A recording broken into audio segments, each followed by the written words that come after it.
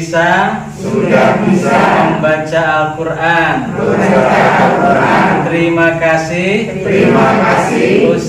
Ustadzah saking Rubaiyat. Punya saking Allah. Karena panjenengan ditemukan dengan Rubaiyat, dengan Ustadzah pun juga mungkin kalau seandainya pakai logika nggak dari dulu saja gitu nih. Kenapa kok baru sekarang baru saja ya? Itu tandanya bahwasanya hanya Allah yang menghendaki. Termasuk ada yang mungkin sampai sekarang belum bisa membaca Al-Quran sama sekali, ada yang sudah lancar, ada yang belum nih. Ini juga karena karunia Allah. Ibu-ibu, bapak-bapak yang dirahmati Allah, saya sedikit ingin menyampaikan. Nanti mungkin mohon izin saya ingin ngobrol dengan ibu-ibu, tapi mungkin perwakilan. Perwakilan nanti ada beberapa cerita mungkin yang saya akan ceritakan, tapi juga saya juga minta cerita dari jenengan. Barangkali ada cerita yang menarik yang bisa jadi pengalaman untuk masyarakat. Ini kelulusan memang sengaja di syuting kali Bu Ustadzah tulis. Ibu-ibu, bapak-bapak, Al-Quran itu sangat istimewa. Jadi yang jenengan pegang ini walaupun bentuknya seperti buku tapi di dalamnya itu adalah firman Allah. Jadi Allah memiliki firman, kalau bahasa kita mungkin memiliki kata-kata gitu ya. Nah, kata-kata itu kemudian ditulis dalam satu buku yang namanya Al-Quran ini. Jadi ini bukan main-main, bukan hanya kata-katanya manusia, bukan, tapi ini adalah firman-Nya Allah sang pencipta alam jagat raya, yang maha tahu atas segala kehidupan kita, yang maha tahu kita mau seperti apa besok, benar ya? Yang maha tahu dulu kita seperti apa, dan seterusnya, benar. Nah, kemudian keistimewaannya lagi bahwasanya Quran ini yang panjenengan pegang itu adalah saking luar biasanya, itu dijadikan sebagai mukjizat paling agung di antara semua mukjizat yang diberikan kepada seluruh para nabi. Jadi walaupun kelihatannya ini buku ini mukjizat paling hebat. Kalau panjenengan nanti mirang ada mukjizat temuan, sudah Quran dulu. Ada tongkat menjadi ular, ada orang mati jadi hidup, para nabi kita ada yang seperti itu. Kemudian ada juga Nabi Ibrahim dibakar tapi tidak meninggal, tidak mati gitu ya. Itu mukjizat. Nah, di antara semua jenis mukjizat ini mukjizat yang paling hebat itu lagi Al-Quran, Pak. Luar biasa ya. Terus yang kedua, yang berikutnya, yang ketiga, Al-Quran itu saking istimewanya itu diturunkan di bulan yang mulia, ada 12 bulan. Nah, di antara 12 bulan itu ada bulan yang paling mulia, yaitu bulan Ramadan. Diturunkan di bulan Ramadan, bulan paling mulia, dipilih di malam yang paling mulia di dalam bulan Ramadan itu, di waktu yang paling mulia, yaitu di malam Lailatul Qadar.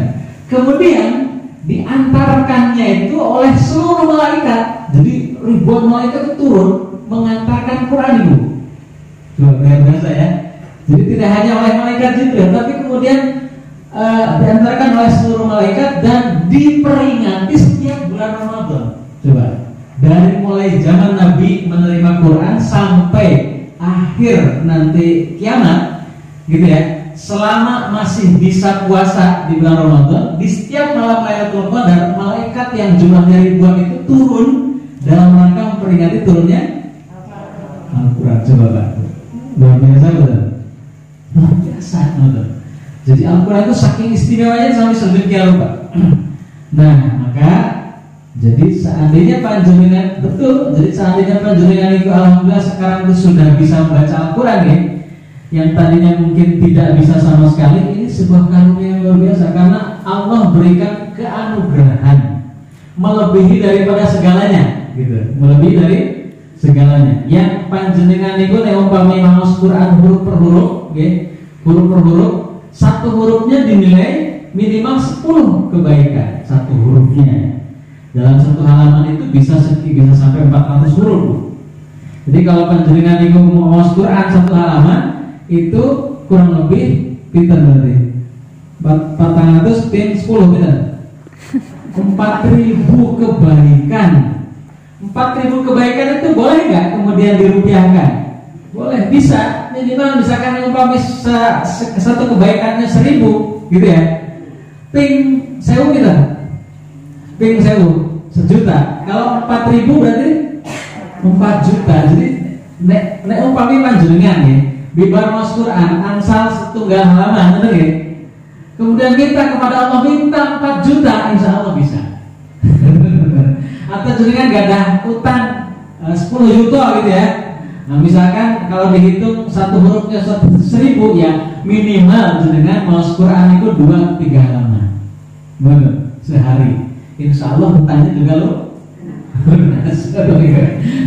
Jadi walaupun tujuannya juga jangan sampai hanya seperti itu, betul ya? Oke, Bapak Ibu yang dirahmati Allah Subhanahu Wa Taala. Jadi ini saking luar biasanya Al-Quran, monggo panjenengan nek umpami gadah Al-Quran di rumah, alhamdulillah niki wonten Quran enggal, monggo jenengan awas saben dinten. Karena tujuannya Al-Quran diturunkan itu untuk dibaca, dan tujuan berikutnya setelah dibaca itu sebagai petunjuk, gitu ya. Bagaimana mungkin kita bisa mendapatkan petunjuk sementara bacanya juga tidak pernah, apalagi tidak bisa baca Al-Quran, jake itu tidak mau belajar. Nah ini malah semakin jauh tidak mau bisa baca Al-Quran itu. Oke, bapak-bapak, ibu-ibu, ingkang hormati. Nah saya ada cerita. Jadi kalau untuk urusan Al-Quran itu bisa menjadikan untuk akhirat kita ya sekalian, itu sudah jelas. Al-Quran itu akan menjadi syafaat itu Bu, penolong nanti di akhirat. Jadi kalau misalkan panjenengan dibarniki maos Quran terus saben dinten, panjenengan kita kan orangnya orang awam, orang biasa ya pasti punya banyak dosa. Mungkin juga pada saat nanti di akhirat, di yaumul akhir itu ketika ditimbang dosa kita mungkin lebih banyak daripada pahala kita. Nah, timbangannya mungkin, alhamdulillah. Tapi seandainya iya, tapi insya Allah kita masih muslim, Allah akan memberikan pertolongannya kepada kita melalui Al-Quran. Nah, kalau seandainya kita punya kesulitan nanti di yaumul akhir, gitu, maka jangan lewatkan Al-Quran itu, jangan sampai tidak dibaca. Nah, karena itu akan menjadikan teman kita dan mereka akan menjadi penolong kita. Itu di akhirat. Kemudian bahkan akan menjadi ukuran, Bu. Ukuran kita itu derajat surganya itu seberapa, Jadi kalimatnya dalam hadis itu Iqra wartaqi, karena gitu. Iqra wartaqi, bacalah kemudian naik ke dalam surga kamu yang paling baik. Baca lagi terus naik ke dalam surga yang paling baik. Jadi orang muslim itu akan diukur sebanyak berapa bacaan Al-Quran yang dibaca selama hidup di dunia. Semakin banyak baca Al-Quran, semakin tinggi derajat surganya. Itu kalau berdasarkan hadis tersebut. Nah, karenanya maka menjenengan gini kedah kata yang mau Quran. Setuju Bu, Bapak sekalian? Setuju insyaallah. Oke. Kemudian, nah ini ada bonus-bonus di dunia Bu. Nah, jadi insyaallah selain di akhirat itu akan diberikan oleh Allah Subhanahu Wa Taala, juga Allah akan berikan bonus di dunia. Nah, saya akan cerita, mungkin nanti panjenengan nyun dan cerita saya ke panjenengan. Kira-kira ada pengalaman apa setelah panjenengan bisa baca Al-Quran dan membaca Al-Quran setiap hari? Saya sedikit cerita, mungkin kemarin saya sudah ceritakan di depannya Ustazah tulis ya. Jadi ada binaan murid ngaji di Galsepur di dekat stasiun Klaten ya. Niku ceritanya itu daerah situ itu daerah yang non muslimnya juga lumayan banyak. Dulu katanya basis PKI baru saja sehingga kemudian banyak yang nggak pada bisa baca Al-Quran. Masjid ada tapi masih kosong. Paling ada yang ada, kemudian yang jamaah cuma 2 orang gitu kan. Kadang juga nggak ada yang ada sama sekali sehingga kemudian nggak ada yang sholat gitu.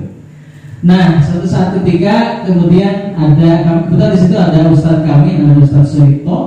Beliau itu dicurhati oleh salah satu anggota Ronda. Nah, pada saat Ronda itu cerita Ustaz Pak Rito, saya ini kira-kira kalau belajar baca Quran gimana nih bapak-bapak? Oke, bisa gitu.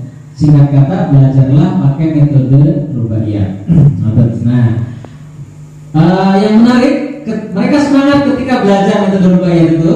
Ya, memang tidak sampai mungkin seperti panjenengan, mungkin tidak singkat, tapi nanti ya lakukan aja setengah jam, giliran nanti berhari-hari, berbulan-bulan baru tamat, ya. Nah, selama belajar saking semangatnya Bapak Ibu sekalian, itu bapak-bapak dan ibu-ibu, terutama bapak-bapak, pada saat teronda itu kadang misalkan sambil keliling itu, ya nunta sa, terus bapak, bibi, bubu, itu saya Bu lagunya Bu. Bapak, bibi, bubu, jadi semangat pada saat ronda itu.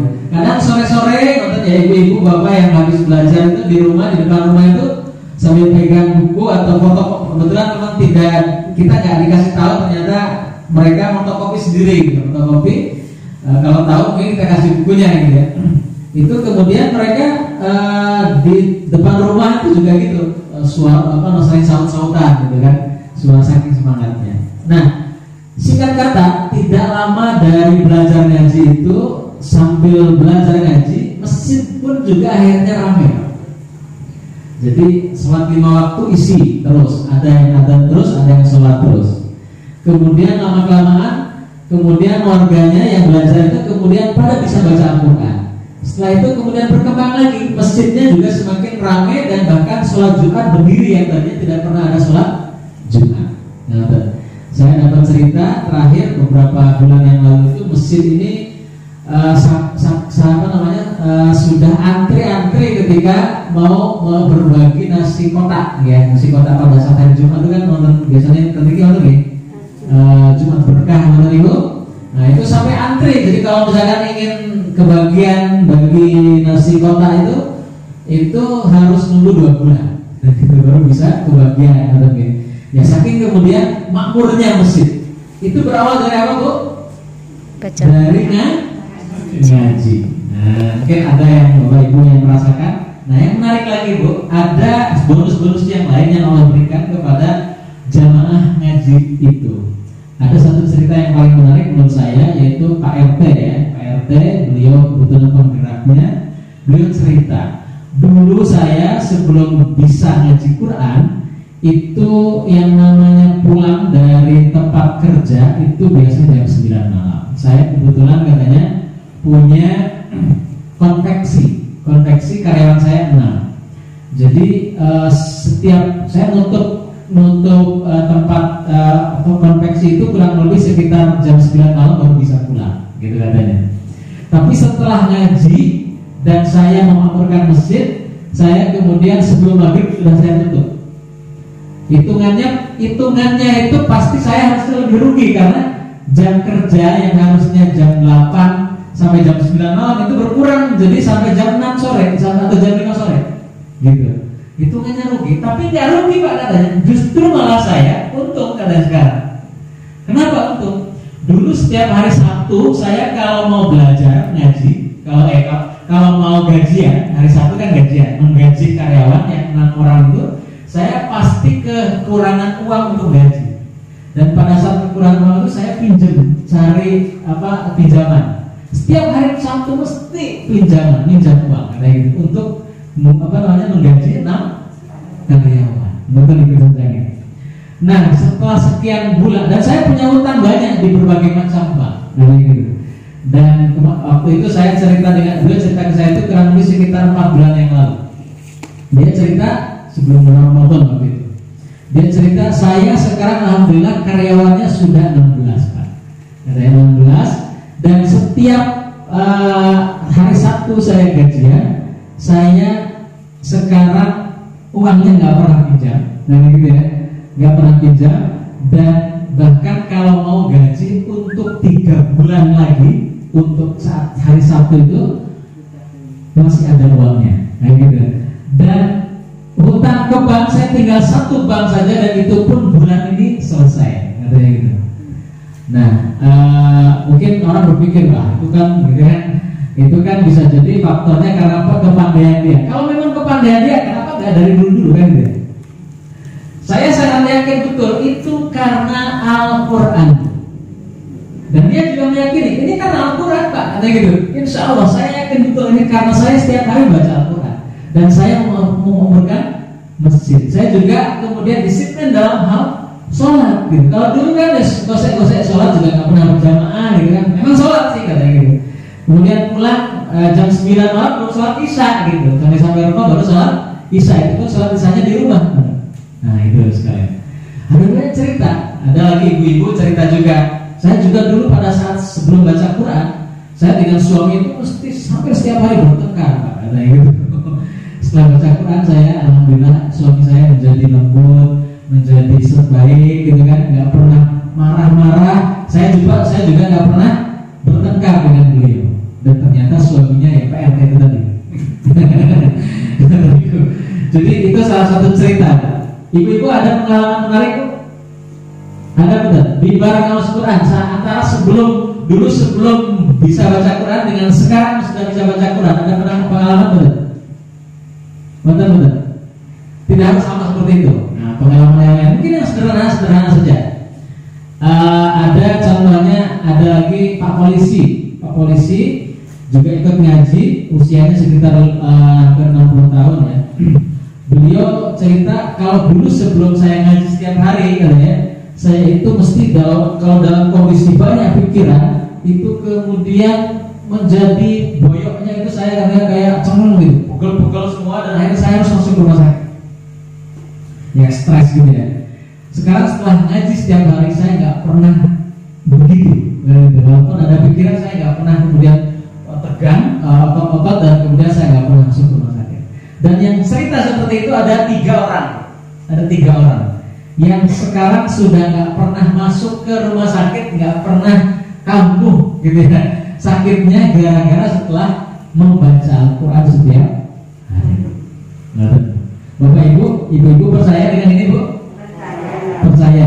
Ada yang sudah pernah merasakan? Ada. Nah, mungkin close serius. Nah, ibu-ibu, bapak-bapak yang dirahmati Allah Subhanahu wa taala, jadi benar ayat Al-Quran yang menyebutkan wa nunazzilu, kalau harus pas baca Quran, wa nunazzilu minal Quran ma huwa syifaa'u wa rahmah.